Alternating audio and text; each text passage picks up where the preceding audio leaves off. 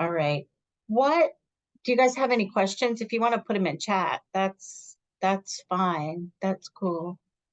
Um, or I can just start kind of going over things.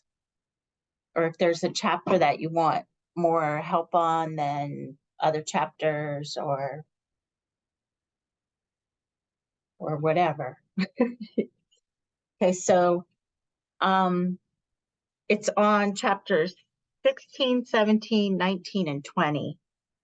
So 16 is the host microbe interaction. So a lot of that is common sense, but there are a lot of vocabulary words to memorize. It's pretty straightforward. Then the chapter 17 is more about like how we use the immune system to do stuff.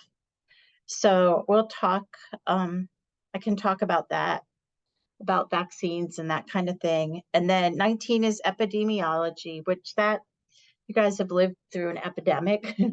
So that one is pretty, you probably don't even need to study it.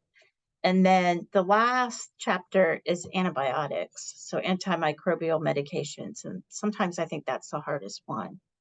So do you care where I start?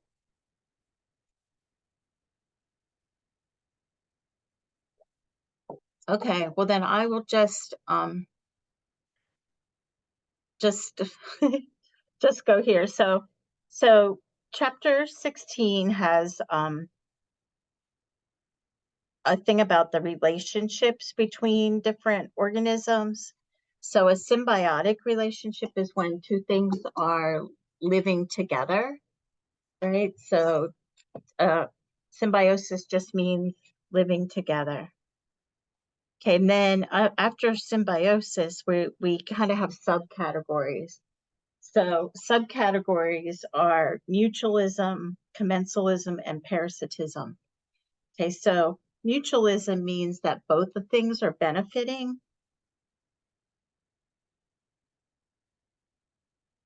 So our microbiome is really a example of mutualism.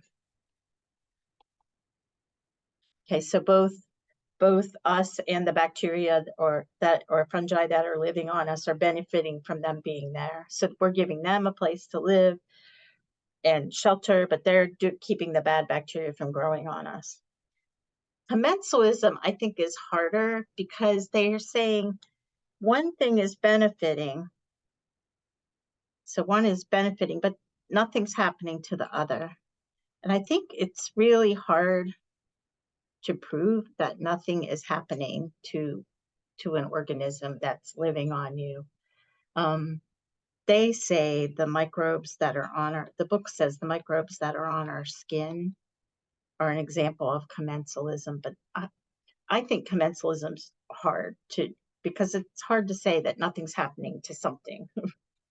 And then parasitism, that's when one is benefiting and the other one is being hurt. So parasites, they use them for eukaryotic things. So they use them for worms,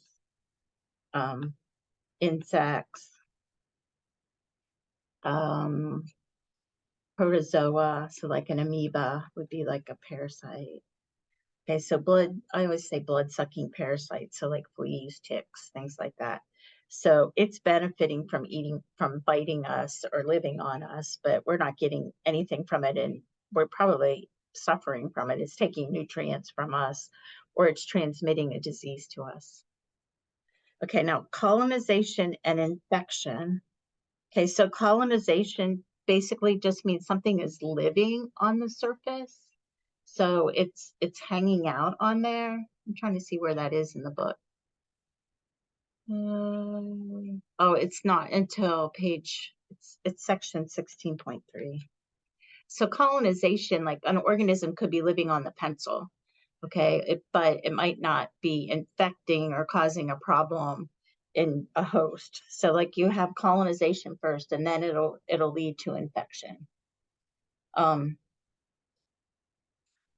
Subclinical means that you don't have any, you can be infected with something, but you don't have the signs or symptoms yet. Or maybe you won't ever develop the signs and symptoms. Okay, so subclinical means like it's not become clinical yet, like you still seem healthy. Okay, now signs and symptoms. Okay, so, and in my head, I don't know why I always get these backwards, so that's my fault. But signs, well, let's do symptoms first because it's first on. Well, no, I guess okay, it doesn't matter. Symptoms are subjective. So this is something that the patient experiences. So like if I'm feeling yucky, I'm nauseous and I have a headache and uh, my body aches, those are my symptoms. Okay, so they're subjective. Okay, but signs are something that the healthcare provider, when they come in, they can actually see it. So they can see the rash or they can feel the fever. So these are considered more objective. Okay, so you're more likely to be able to experience it. Or not, I'm sorry, I'm trying to see if people are coming into the waiting room and I'm not paying attention, and that's not good. So signs are more objective. So it has to be like something you can measure or the healthcare provider can see. Primary infection and secondary infection is interesting, right? So primary infection, the best example I always think of this is like a, a, um, a cold. So when you have a cold, the virus is your primary infection. Okay, so you start to feel bad and you might go to the doctor and they're like, yeah, it's a virus, it's going around, whatever, treat the symptoms. And then because you have all of that congestion and stuffiness, right? What will happen is you'll end up with a secondary infection. So the bacteria will start growing in the snot or growing in the mucus. So then that becomes a secondary infection. So then when you go back to the doctor like a couple weeks later and you're like, I have this really bad headache, it won't go away, blah, blah, blah. And then they'll say, okay, you have a sinus infection. So that's a secondary infection. So primary is just the first thing. And then a secondary would be if you've got a disease, something after it. And it's because your immune system might be weakened or whatever. So another example would be like if maybe a hospital acquired infection. So you go in and you're sick with something else and then you come out with C. diff. So the C. diff would be the secondary infection. Okay, now an opportunistic pathogen. So anybody that's an opportunist is going to take advantage of a situation. So an opportunist is something that it might just be part of your microbiome. So it might be normally there, but if you get a wound, it will take advantage of that opportunity to have an entry point, and then it'll start causing an infection. So an opportunist is taking advantage of something that's wrong with the immune system. So it could be something that normally doesn't cause a problem, but if you have a wound or you're run down or something like that, then the opportunist is going to come in and take advantage of it. Communicable or infectious and contagious, they're all kind of the same, right? So those are diseases that can be spread from one person to another or from an animal to a human or something like that. So communicable, they can be spread. They use contagious for it. They use infectious. Well, I guess infectious might be a little bit different. So infectious might just be, you might be able to get an infection and not be able to spread it. So like you could have an ear infection, but you're not going to spread it somewhere. But but So infectious might be a little bit different. So that's caused by an organism, but communicable and contagious are the same. Okay, then localized and systemic. So localized means it's just in a certain area, and systemic means it's spread throughout your body, right? So it's you might be septic, so it could be in your bloodstream. But localized means maybe you just have a cut and it's infected, or you have a pimple or something that gets infected. Okay, so now the emias. Okay, so if you have emia on the end of something, that means that it's in the blood. Okay, so viremia means you have viruses in the blood. Bacteremia means you have bacteria in the blood. Now, the bacteria in the blood, that's possible, and it doesn't necessarily cause a problem until you start getting a whole bunch of toxins produced, or the bacteria really start to multiply and you get a whole bunch in there. So toxemia means you would have the toxins in your blood.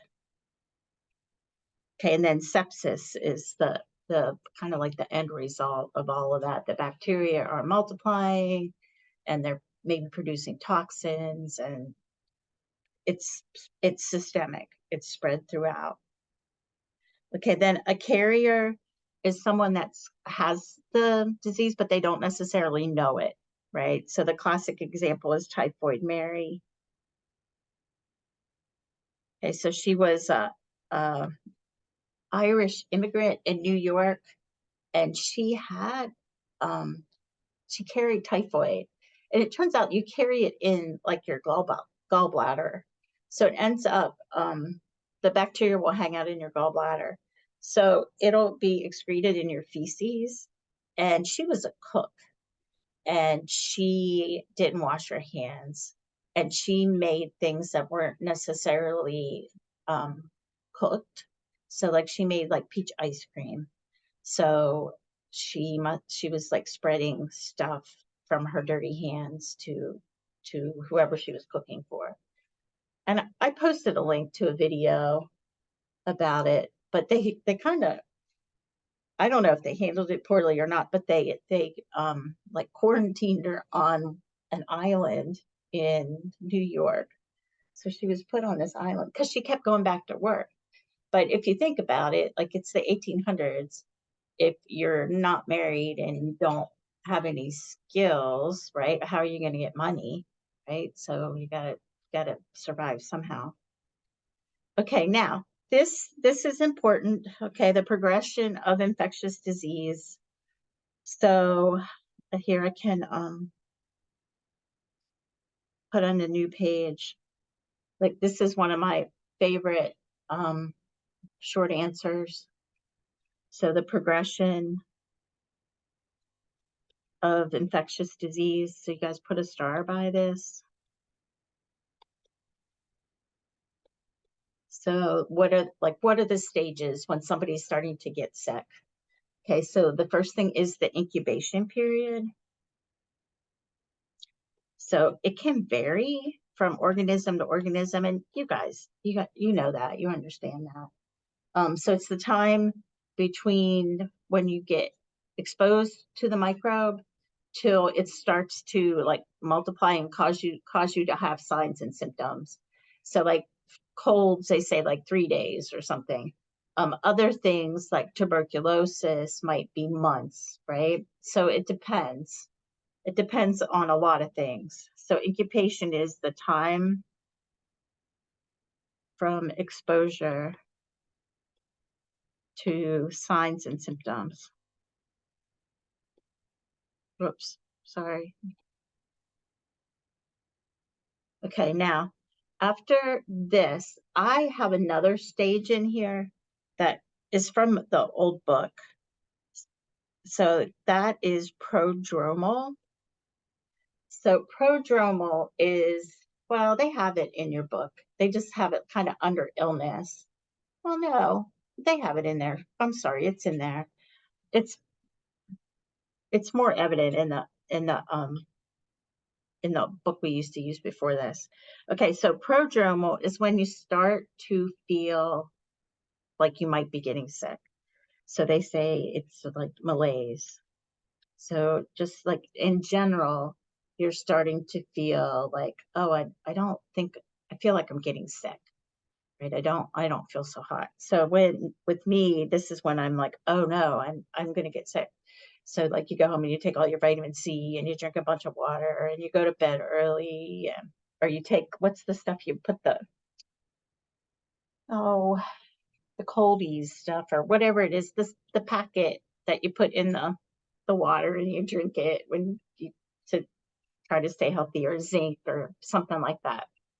Okay, so prodromal is like right before you really get sick. So then illness, this is when you have signs and symptoms, right? So things are not good.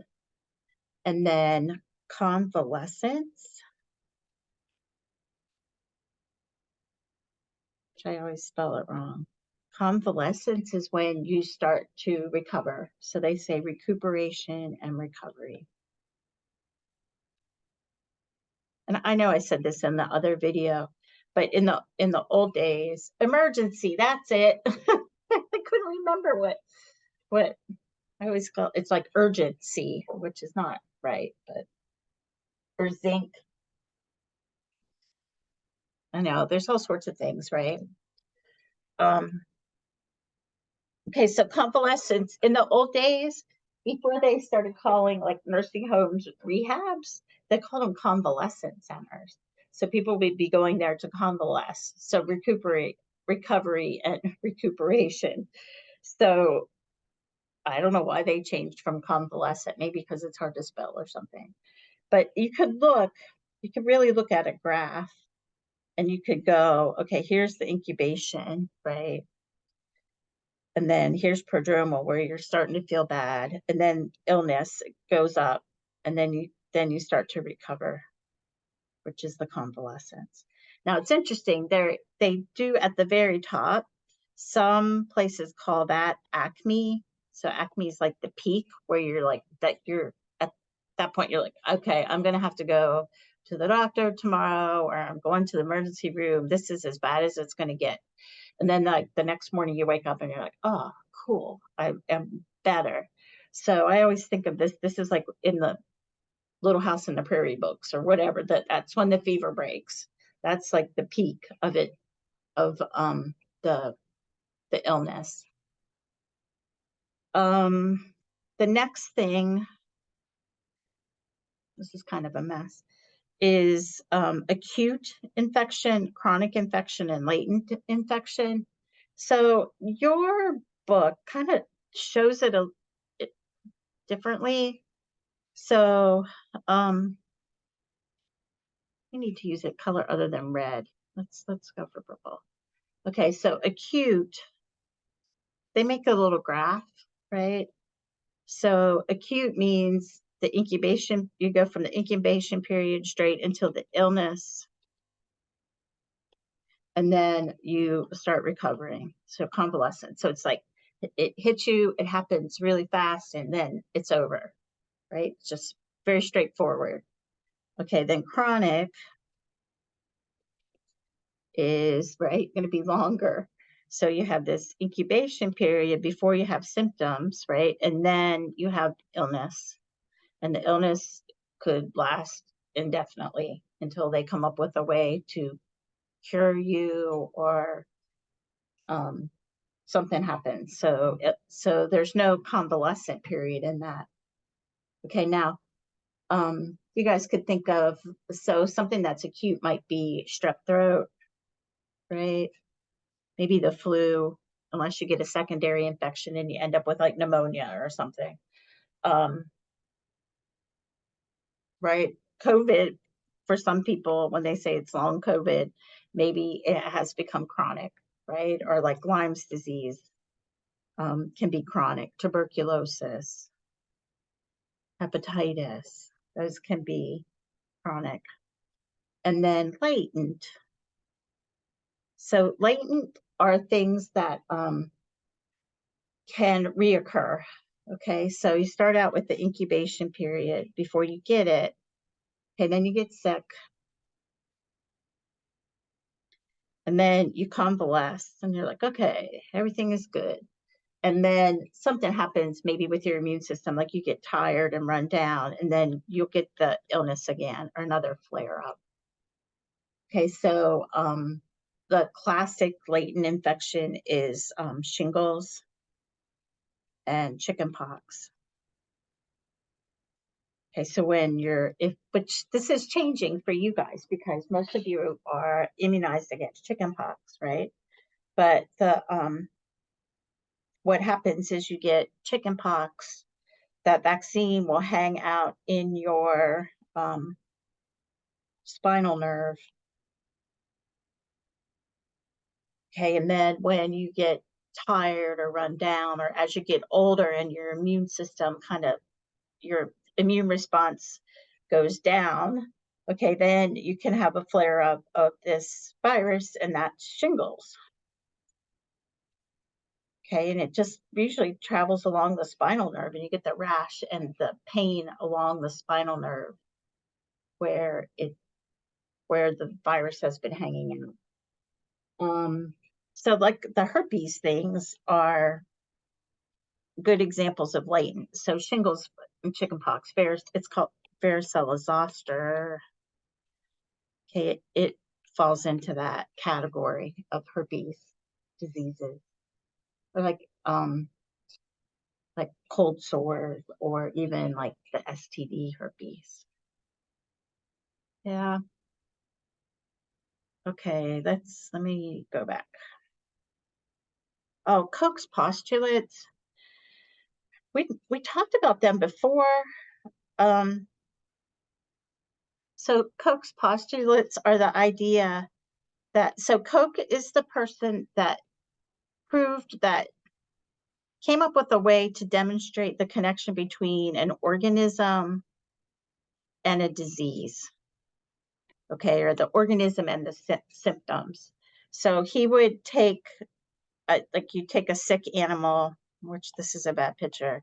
Okay, so pretend the bunny has some sort of infection, and you could take a sample from the bunny's wound, right? And you would get maybe 3 different colors of bacteria. No, that's okay. And you'd be like, oh, great. So I got all 3 of these things from that wound. Which one is actually causing the symptoms that they're having? Maybe some of them are part of the microbiome. What's going on here? So with Koch's postulates, with the original one, you would culture the organism, and then you're going to take a healthy animal, and you're going to, I mean, you'd have 3. Well, you'd end up probably having more than 3, but in this case, let's pretend you have 3. And so you take the red one and put it in one rabbit, you take the blue one and put it in another one, and the green one, and then you try to see if you could get the same symptoms with these organisms. And sometimes it's not super straightforward. Like sometimes maybe you have to have all 3 to get sick. And then the idea is you'd have to get the organism back out of the rabbit to totally demonstrate Koch's postulates. So you're going to purify it, you're going to grow it in pure culture, you're going to put it into an animal, the animal's going to get the same symptoms, and then you're going to be able to purify it again. Okay, now think about what are problems with this? What are problems with this scenario and the way this is going to work? Okay, so there's lots of problems with Koch's postulates. So like if you're dealing with a human disease, people don't let you like inject stuff in a human anymore to see if it causes what symptoms it causes. I mean, we've done that. People have done it, right? It's not good ethically. It's really bad. But like problems are you can't put the organism into humans. Other things would be if it's a virus. Okay, so virus you can't culture in a petri dish, right? Because it's an obligate intracellular parasite. Okay, so it's got to have a host. So you got to come up with a way to grow it. So like maybe if it's COVID, you would grow it in some cells, in some lung cells that you're growing in the lab. Okay, and then so they've come up with modifications to work around it, and they call them molecular postulates. So it's just a different way of doing it instead of having to kill animals. Okay, now, mechanisms of pathogenesis. What was I thinking on that? Okay, so mechanisms of pathogenesis. So how do we cause disease, right? So, wait a minute, I'm trying to turn the page. So there are, there's a little list, okay? So the way that things cause disease is one, okay, you could ingest something and it releases toxins, and the toxins make you sick. Okay, so this would be like, they call it a food intoxication. So Staph aureus is one of these. Okay, so it's staphylococcal food poisoning, or botulism is another example. Okay, so you eat something that something has bacteria growing in it. The bacteria are producing the toxins. Okay, the toxins are what's going to make you sick, not necessarily the bacteria, because lots of times your stomach acid will kill off the bacteria. So it's not the bacteria, but it's these, like the poison that's in there that's making you sick. So they call that an intoxication. So that's ingested. Another way is that the organism could get in your mucous membranes and it could start producing the toxin.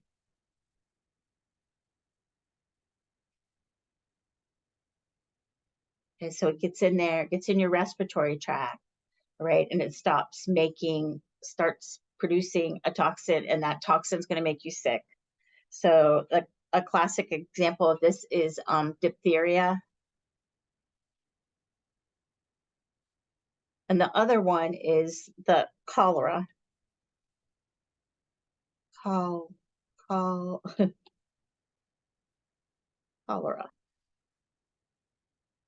Okay, so that's the mucous membrane gets colonized. So diphtheria is going to be respiratory, but cholera is diarrhea.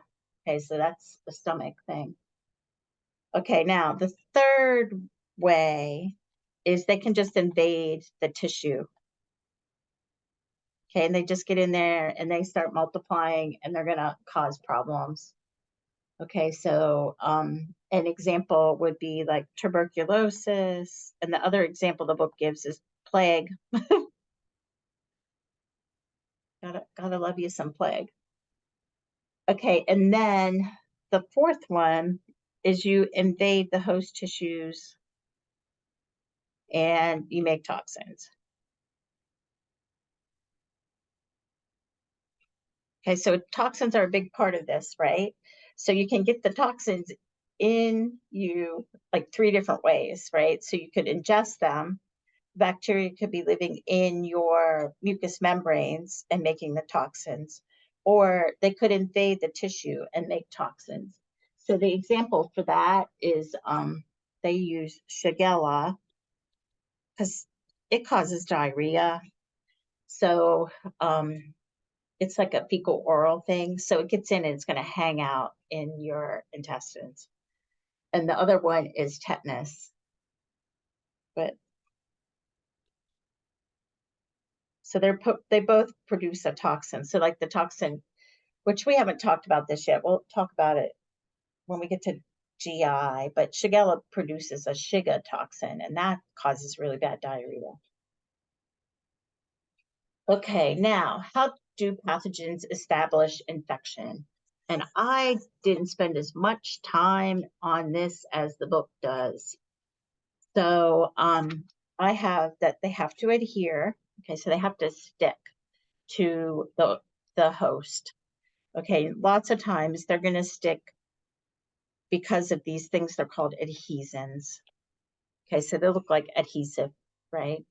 So adhesins, they're on the ends of the pili. So pretend this is a little pilus. and they're at the ends of the pilus. And then they are going to hook to a receptor. Okay, and they're going to latch on to the host. And then they can start colonizing and reproducing. And then they're going to start making things that are going to cause you to have signs and symptoms. The other thing that can cause them to adhere, okay, that really increases virulence are capsules. Okay, so a capsule is when you have a bacteria and around it, it has like a layer of polysaccharides. So it's sticky.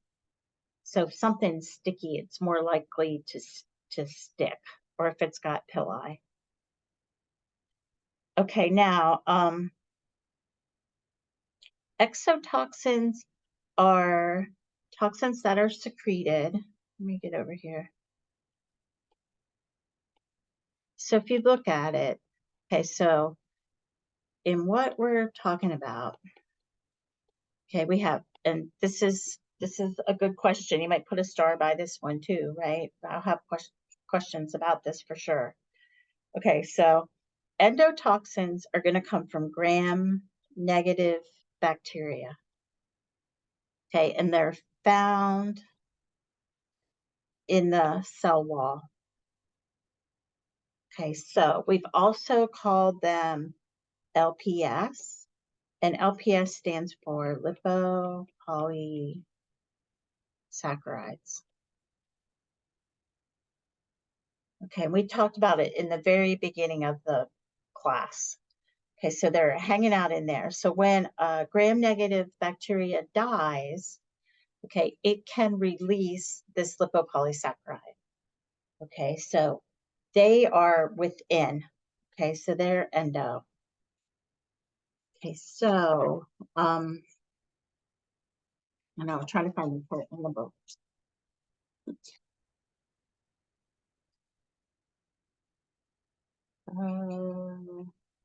Okay, so there's a chart. It's 16.2 in your book, and it goes over all of this, but I'll go over it with you. Okay, so lipopolysaccharides, the lipid A part is the part that's actually toxic. Okay, but it's got these sugars attached to it. It doesn't form a toxoid, so no toxoid, which we'll talk about in a second. It's heat stable. Okay, so it's really hard to get rid of it. It causes a systemic immune response. So the way it works is more broad. Okay, so it's going to affect your whole body. Okay, so it's going to cause septic shock, basically.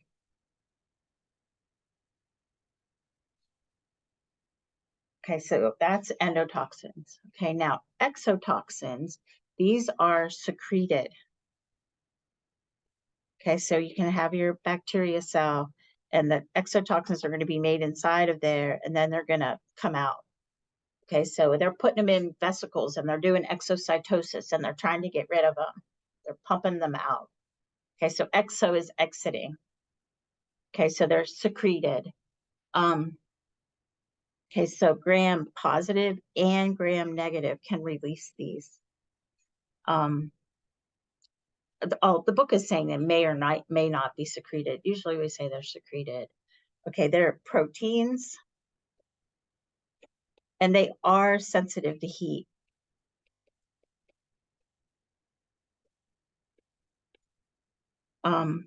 They can form a toxoid, so we're going to talk about toxoid here in a second.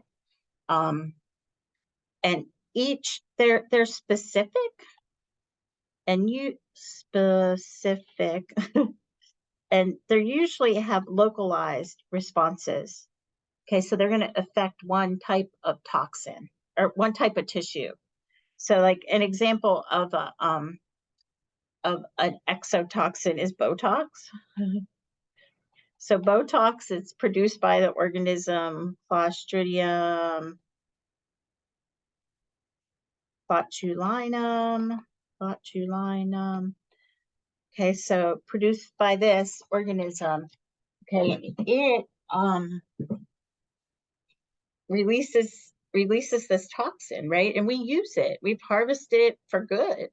But if you have food poisoning and you have this organism hanging out and it's making the toxin, okay, it affects your nervous system, right? So it interferes with the acetylcholine receptors and it kills you pretty fast with a very low amount. There's a bunch of examples in the book, like Shiga toxin is one. So that's the diarrhea one. There's pertussis toxin, there's tetanus, cholera. there's a bunch of them. There's a whole page of them in your book. And you don't have to memorize all of them. I just kind of want you to understand the difference between, and sorry, now I have the hiccups because I started drinking a Coke, an endo and exotoxin. All right, now toxoids. So kind of find where it is in your book.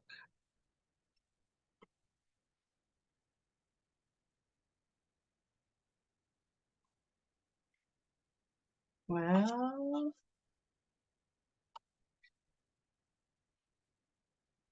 right. I know, I'm losing, I can't find it.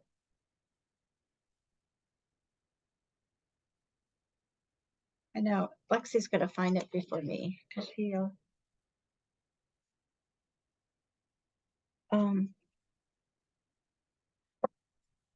oh shoot, oh, there, you guys, there's my iPad.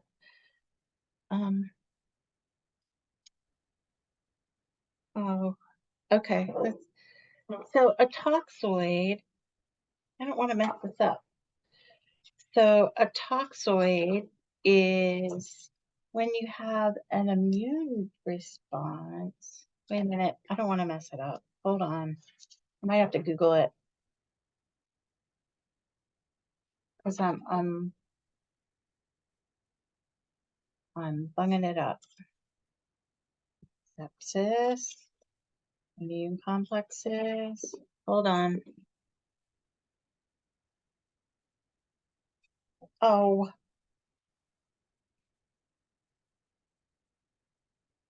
Why don't you guys go, like, I'm drawing a blank. Trying to look it up. Do we have a glossary? No, we don't have a glossary. Why don't you guys go to the bathroom or whatever, whatever you need to do here. Toxoid.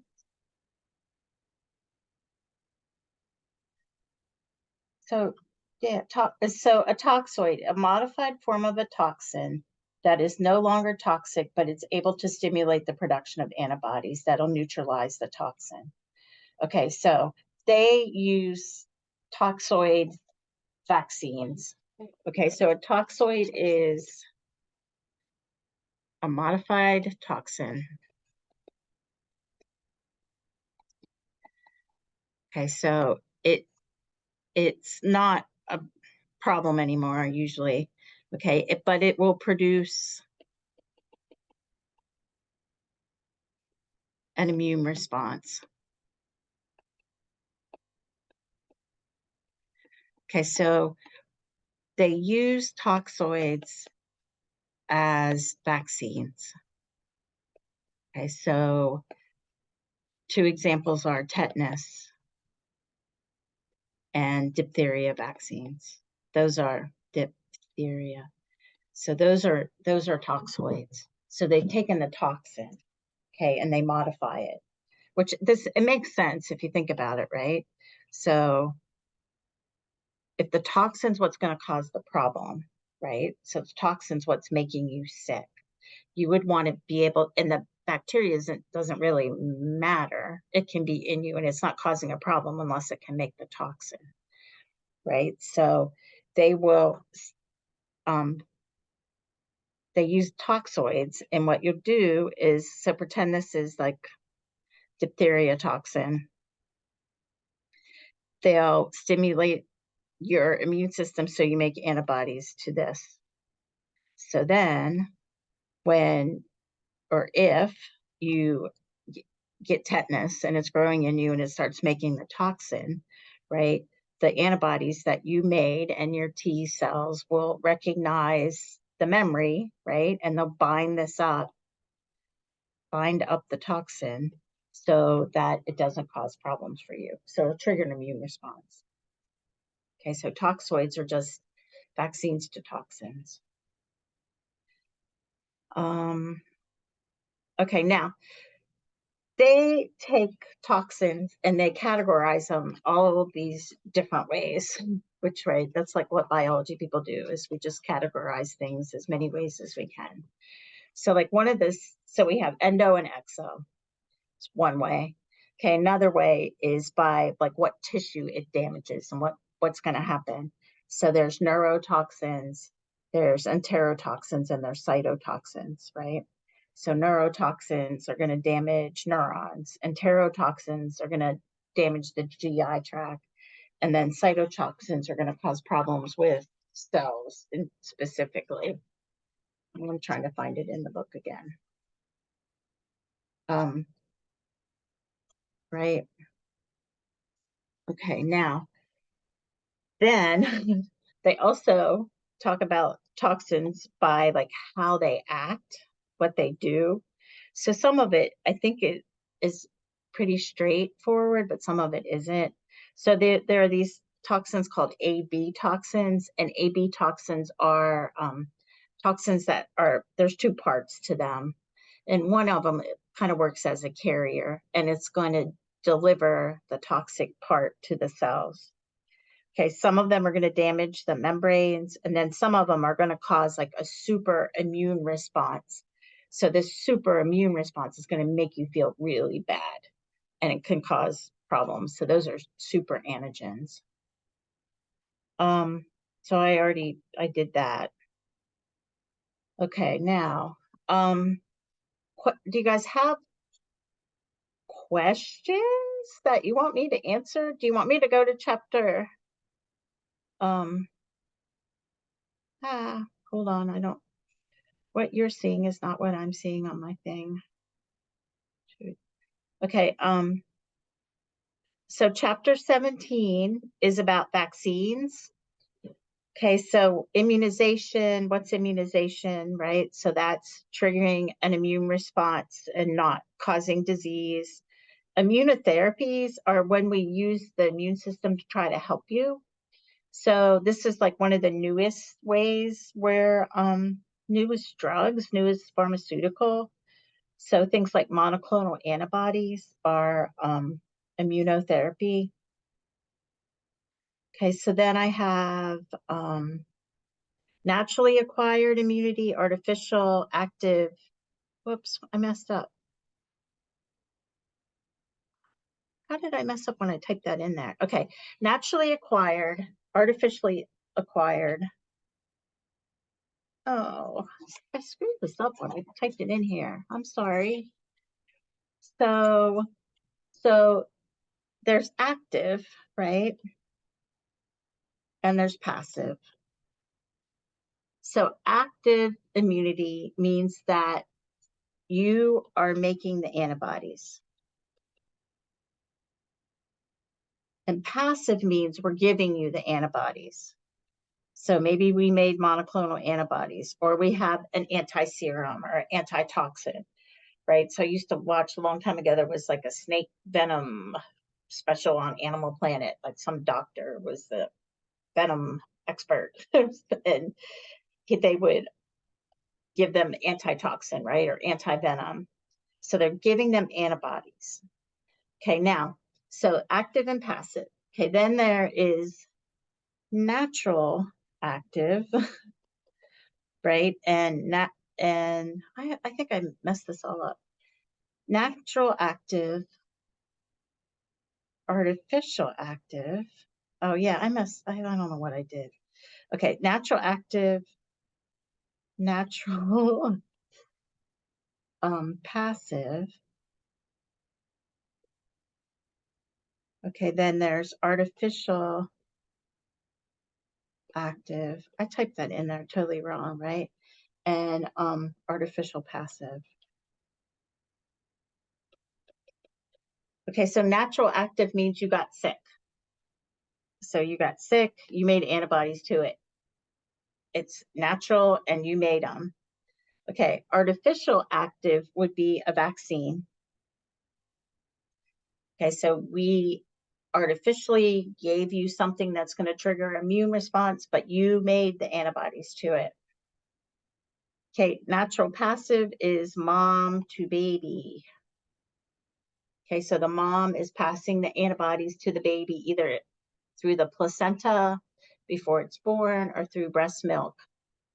Okay, and then artificial passive would be if we're giving you the antibodies that we made in a lab somewhere.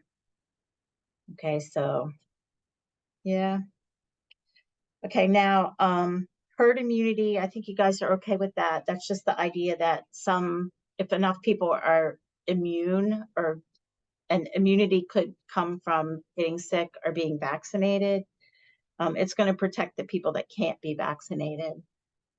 An attenuated vaccine is something that it's active, okay, but it's not pathogenic. And then an inactivated vaccine, it's dead, right? It's not going to multiply in you. So pros and cons, you guys can look at the table, but if it's attenuated, you you don't need an adjuvant. They're not very stable.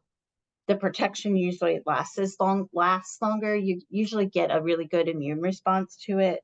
But the problem is, if somebody is immune compromised, you might not be wanting to put something in there with them. And there was an article in the paper about polio.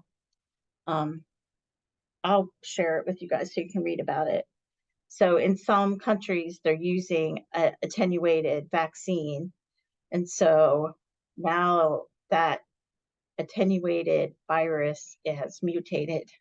So people are getting a different strain of the virus now. So inactivated, there's no chance that anybody can get sick, but it doesn't work as well. But you can store it longer. Okay, now an adjuvant is something that you have, yeah, I totally messed that up. So active, naturally acquired immune response, artificially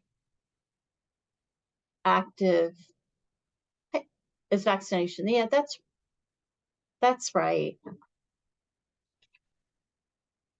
So naturally acquired is after exposure, and artificial is after vaccination. Now there's active and passive in there in both of those. So if it's active, you are making the antibodies, but if it's passive, somebody's giving you the antibodies. So it's like all subdivided again. I typed the wrong thing it might be right in the lecture objectives, but not right on my little study guide.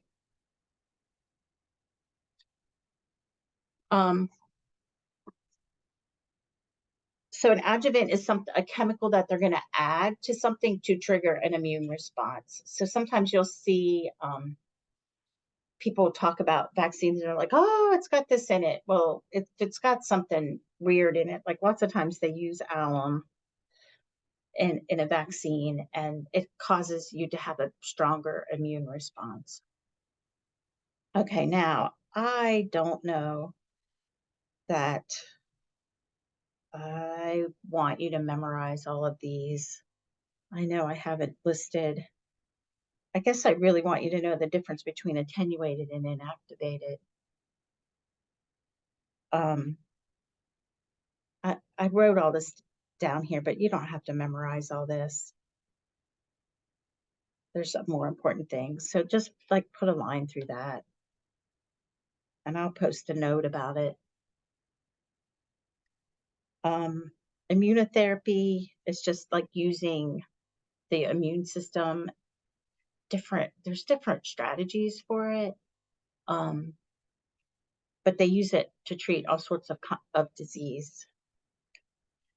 Okay, then monoclonal antibodies are antibodies that are very specific. And I went through and talked about in the lecture video how to make them. So they're used to treat disease. And you'll see them on like commercials because usually they end in MAB or ZMAB or ZUMAB, but this is at the end of the name of the drug. So a polyclonal antibody is an antibody that, like, if we were making them in our body, okay, so they're not going to just be all the same type. So monoclonals are all the same type. They're all identical. So they make them in the lab. They have to demonstrate that they're super pure. They are only going to do one thing, and they're not contaminated with anything because they have to be put in with an IV. Okay, because they're proteins, right? Antibodies are proteins, so they would get broken down in your stomach if you ate them. Okay, now immunoassays, there's two different kinds. There's a direct and an indirect. And so I put a picture somewhere. I put a picture on, so a direct is the idea that you're going to put, so direct, I should put it on a new page. Hold on.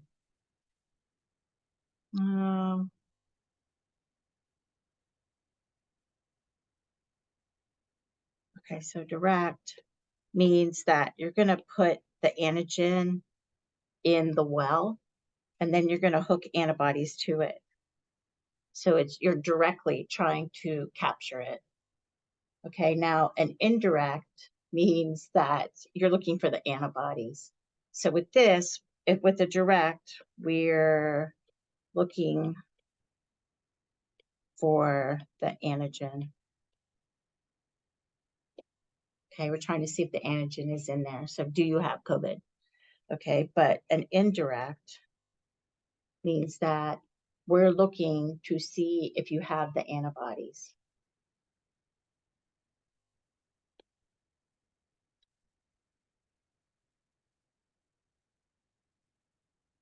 Okay, so we'd be looking to say, oh, they had the antibodies to it, but maybe they don't have the virus right now, but they made the antibodies, right?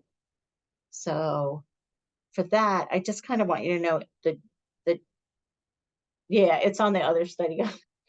So I just want you to know the gist of it. I can open up the picture because I thought I had it open somewhere.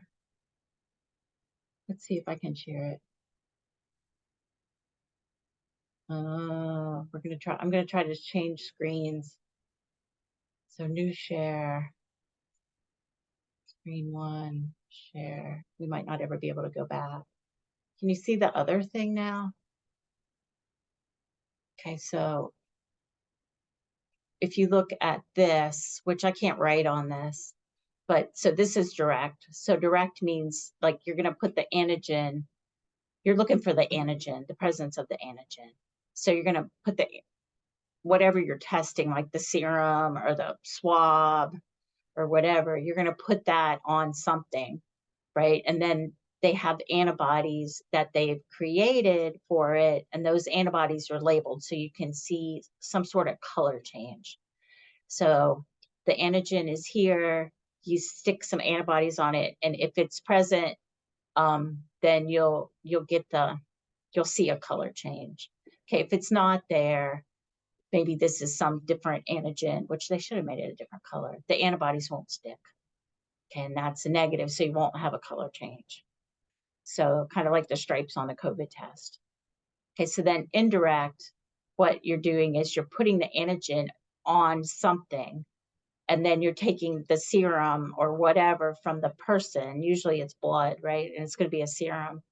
And they're going to see if you have the antibodies for it. So if the antibodies are there, they'll stick.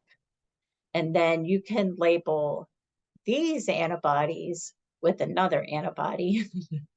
So if you have human antibodies here that are red, what you can do is you can buy anti-human antibodies that are labeled so that you can hook those up. Okay, and so then you'll see a color change. Okay, so ELISAs work under the concept of like the idea of these antibody assays. So if they're doing an ELISA where they're looking for an antigen, they might have antibodies that they made, okay, and they put it in a well in these little plates. Okay, and then they put the antigen in, and if the antigen sticks, okay, that's great. And then they will add more antibodies, and the antibodies will be labeled, and then they'll cause a color change to occur after you add a substrate. You add a thing and you get an enzyme reaction. You get another color change. This is like a sandwich. So you're making a little sandwich of antigen between the antibodies. So ELISA stands for enzyme, whoops, I can't spell it. Enzyme linked immunosorbent assay. So the enzyme linked part comes at the very end. So the antibody, it has an enzyme in it. So it's some generic enzyme that they use. And then they have a substrate that when you add the substrate to the enzyme, the product that you get causes a color change to occur. So that's where the enzyme comes from. And then immunosorbent is the antibodies. But these are pretty routine. Okay, now I'm going to try to go back to my iPad. Let's see what happens.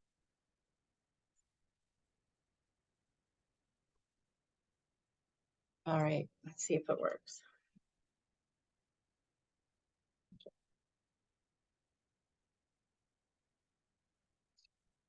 Depends on the Wi-Fi. Oh, yay! All right.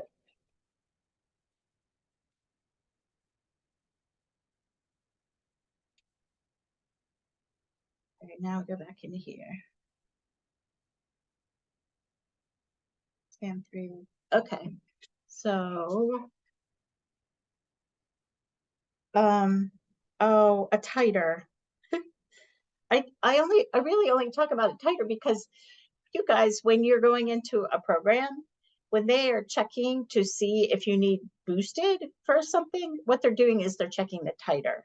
So they're trying to see how many antibodies you actually have, like how many antibodies you can actually produce if you got exposed to something.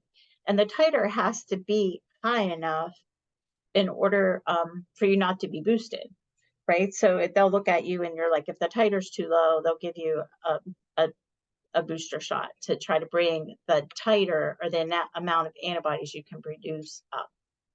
Okay, so you don't have to worry about how you check it, but like the idea is that's how they know if you need vaccinated.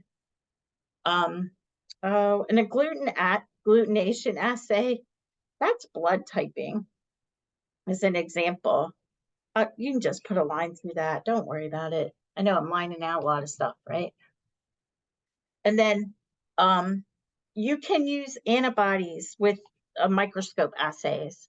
So basically you do the same thing and you can tag the antibodies with something that's going to light up that you can see. So you can do it with a fluorescent tag. And so then they're really cool. They're always very pretty and neat looking. Okay, so it's just the antibody assay. Okay, so epidemiology, I feel like you guys are probably okay with that, right? You know what epidemiology is. Etiology is the study of what causes the disease.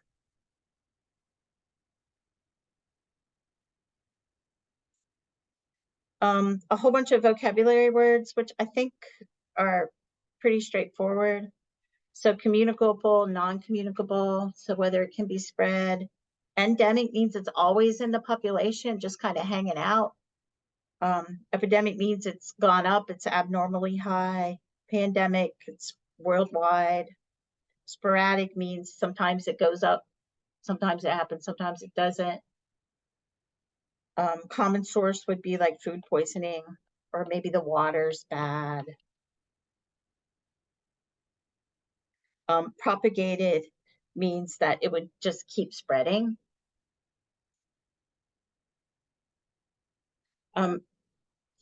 It would just keep spreading. So like it would go from one person to another person to another person. Okay, but a common source, it's only going to come from one place and go out from there. So it's so propagated, it's just going to keep spreading, right? But common source, right, it's just coming from one place. So it's not going to spread, like this person is not going to give it to another person, right? This person's going to get it, and it probably should stop with them unless they're like Typhoid Mary and they give it to somebody else. A fomite is going to be a inanimate object that can have organisms on it, and it can spread the organisms, right? So like a fomite, I always think of a kid's toys or classic. Attack rate, I don't usually talk about attack rate. Why did I put attack rate on here? Attack rate, all right, maybe we put a line through attack rate. Let's just put a line through it. Okay, and then basic reproductive number is how it spreads, right? So how many people are going to get it from the initial person that has it. Okay, incidence is the number of new cases. And then prevalence is how long it lasts. Okay, so incidence is going to be new. Okay, morbidity is how many people die, right? And then, or no, wait, morbidity is how many people get sick. And mortality is how many people die. Okay, so the CDC has like a newsletter kind of thing that they put out, and it's called the Morbidity and Mortality Weekly Report. So the MMWR, which is kind of morbid, isn't it? But okay, so John Snow, he's considered the father of epidemiology. He figured out, like, he actually mapped the spread of disease, and it was a common source outbreak. So it was at a water pump. He worked on cholera, right? And he figured out that if he took the handle off the pump, right, the cholera epidemic outbreak stopped, right? The epidemic stopped. So he was able to demonstrate how disease spread in a kind of a very maybe mathematical way.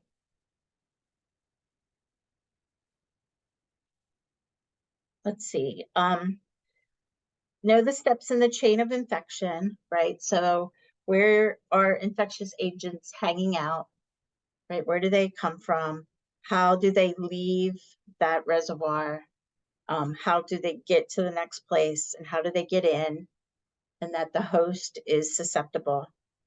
Okay, so 3 reservoirs of infection are humans, animals, which we call a zoonotic disease if it can go from an animal to a human, and then there are environmental reservoirs like water. Okay, so they can exit the reservoir by, like, it could be by coughing, by diarrhea. It's not very, right? It could be an insect that jumps, okay, or you could like drink it. Okay, so they get out, right? And now, how are things transmitted, right? So there's vertical and there's horizontal. So vertical goes from like the mom to the child.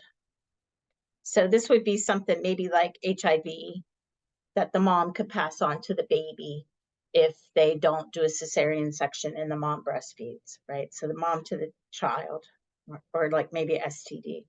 And then horizontal is going to be like spreading it around your house or around your class, right? So it's just to like the same level.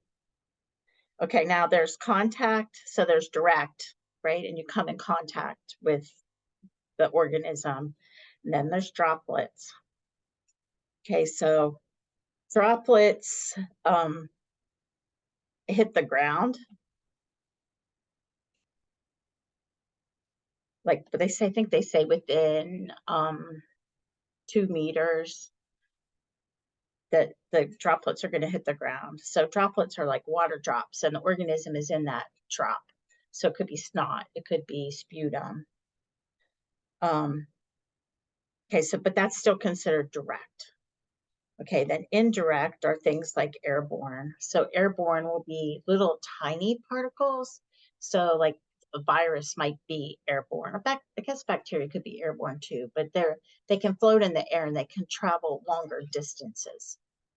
Okay, vehicle borne means it's on something. Okay, so vehicle borne might be I know, what's vehicle borne? Look at vehicle borne. Could be oh, my favorite ve- oh, a vehicle borne could be a fomite.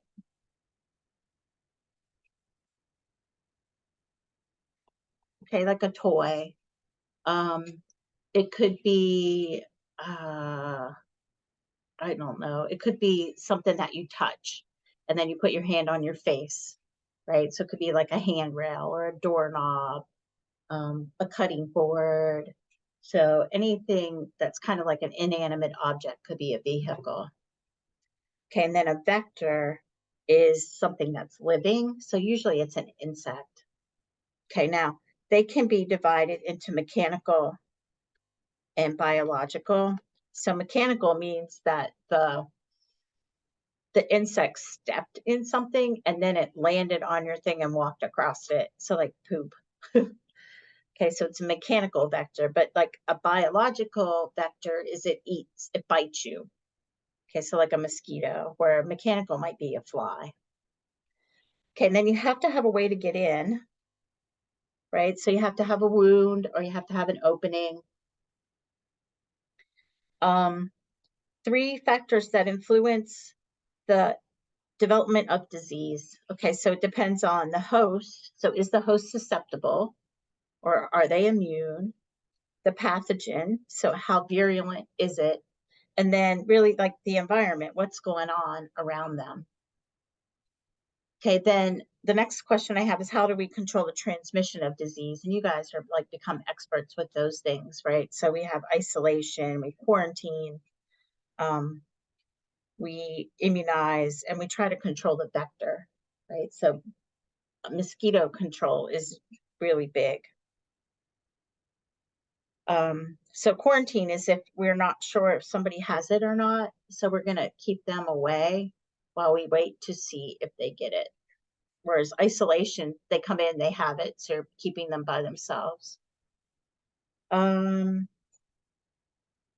you guys are okay with that. A notifiable disease is one that you have to tell the health department about. So there's a list of them. They change over time, but notifiable diseases are things that you don't want to spread or things that are going to hurt somebody, like have a low infectious dose or spread really fast or have a really, really virulent.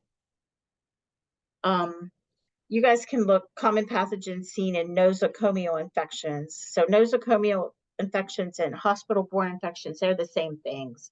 So some of the organisms that you might see are MRSA, C. diff, Pseudomonas. There's a new yeast infection out. It's Candida auris. Emerging diseases are things that haven't been around for a super long time. So we care about them because we don't want them to start another pandemic. We're trying to monitor. I saw a thing that China has reported the first, I think it's H3N8 flu human. death that's existed. So it's a new strain of flu, and it killed somebody in China, according to the news. So, yippee, right? Hopefully they keep it under control and it doesn't spread. I haven't read that much about it, just read the headline. Okay, and then bioterrorism is using pathogens to hurt people on purpose. Okay, do you guys have any specific questions? Everybody all right? Okay, so now antibiotics. So you guys can listen to the lecture, right? But like the magic bullet was the idea that you can kill the pathogen without hurting the host. So that's the idea. Sometimes I call it the silver bullet, but the magic bullet is, okay, we can get rid of the bacteria, but we're not going to hurt the person. So salvarsan was one of the first antibiotics. It's actually arsenic. So it has high toxicity. So the therapeutic index in it is not good. So the amount it takes to kill the organism, it hurts the patient. Dogmac, I know, Dogmac was the person that came up with sulfa. So sulfa, it's not a single compound, it's a mixture of compound. Lots of people are allergic to it. Okay, so it wasn't the magic bullet. And then Fleming is given credit for coming up with penicillin. And you guys can listen to the other video about how they made it, like the history of how they made it. Okay, now most antibiotics actually come from other organisms, so from microorganisms, mainly lots of times from fungi, sometimes from bacteria. Okay, so selective toxicity means that the organism is going to hurt the pathogen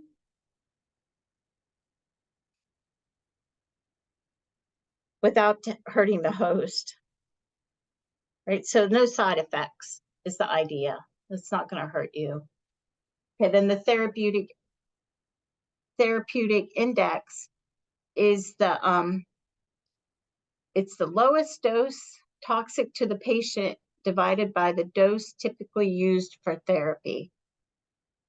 Okay, so if you have a high therapeutic index, it's less toxic. But if you have a low therapeutic index,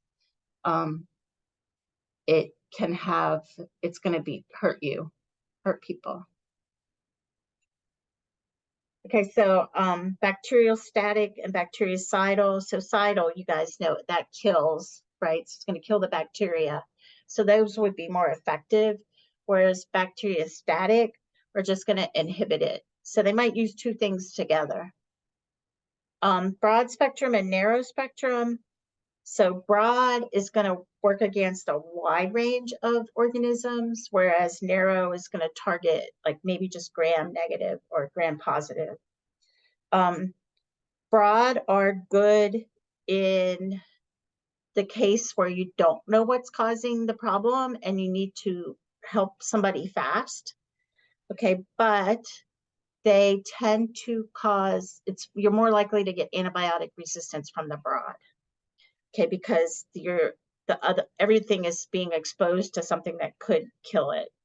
Okay, so then they develop resistance faster. Whereas the narrow, if you have the time, it's better to use a narrow.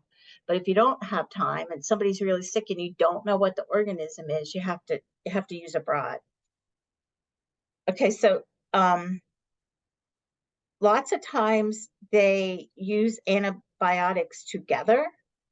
Okay, so antagonistic would mean that if you take two, they're going to not work well together. But synergistic means, or an additive kind of means synergistic means if you put two together, the sum is greater than the parts. So be like adding 1 and 1 together, and instead of getting 2, you're getting 4. Okay, so it works so much better. Whereas additive would be 1 plus 1 is going to be 2. Okay, so now, especially if someone has resistance and they're in the hospital a lot, they're going to give 2 antibiotics together to try to get rid of the bacteria. Half-life. So half-life is going to determine the dose that you take and how often you take it. So how fast it breaks down in your body. So like the Z-Pack, you just have to take it once a day, where other things, right, they break down faster and you have to take it like 3 or 4 times a day. I have 3 adverse effects of antibiotics. So adverse effects could be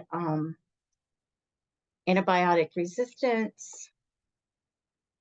No, what do I have for this? 3 adverse effects. Oh, okay. So the book uses the term. So somebody could have an allergic reaction, which that would be bad, right? It could have a toxic effect. So it could have a side effect where it might damage your kidneys, damage your liver. Some things cause aplastic anemia. So some of the really strong ones are bad. And then the other thing is, they say dysbiosis. So dysbiosis is imbalance in the microbiome. So basically that's like a yeast infection or somebody that gets C. diff. Okay, so they take the antibiotic wipes out all the bacteria, so then the bad bacteria can overgrow the good bacteria. And so it's like becomes out of balance. Antibiotics can acquire resistance through transformation. So the more we use antibiotics and bacteria are exposed to them, the quicker they can mutate. So they can get them through transformation, they can get them through mutation. 5 ways that they actually work. So I'm going to tell you guys, look at figure 20.3. Okay, so 20.3 has it's beautiful. Okay, so it's got the 5 ways that the antibiotics work, and then it has some examples of the antibiotics. So like, no, I know there's more than one on each one. So memorize the first one on the list for each one. Okay, and then I will only use those instead of trying to make you memorize every antibiotic, because that's not worth it. Okay, but know the 5 ways that they work. I'm going to ask you that, and I'm going to ask for a representative antibiotic. So look at figure 20.3, know how they work. Okay, and know the first one on the list.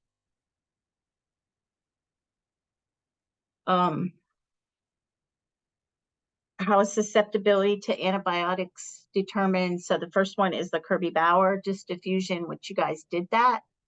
And the other thing is the minimal inhibitory concentration. So you guys did that too. That's the lab with the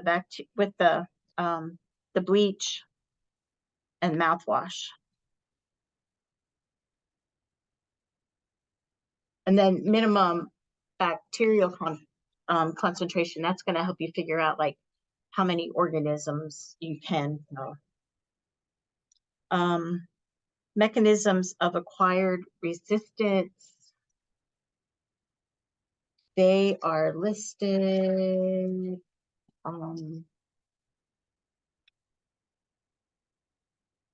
shoot. They are listed. It starts on page, it's probably not your page number. It starts on page 520. Okay, so what they can happen is the bacteria can start making enzymes that will break down the antibiotic. Okay, so an example of that is beta lactamase. So that's why penicillin doesn't work a lot of times. they can alter the target molecule so the antibiotic can't find what it's supposed to work against. They can slow the uptake of the medication so they don't absorb it anymore. And then they can also get really good at eliminating it. Okay, so they come up with these different, their metabolism basically changes so that they can survive the antibiotic being there. We limit drug resistance by taking the antibiotics like they're prescribed, only taking them when they're necessary. We keep some antibiotics for only for human use and not for use in animals. So really, right, it's really proper use of them. Okay, so that's the end of that thing. I will make a key. I haven't made a key for those practice questions, but I'll make a key for those and I'll post it, and I will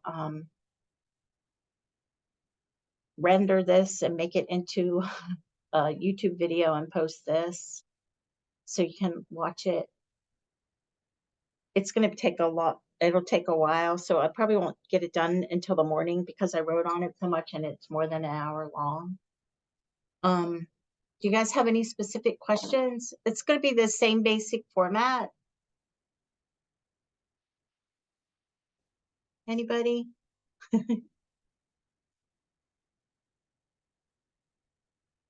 All right, well then I'm going to stop this, and exam, it's going to open Friday. Oh yeah, it is open Tuesday. Yes, I'll close it Tuesday night. Tuesday at 11:59, it'll go away. So open Friday, close Tuesday at midnight. Does that make any sense? Okay.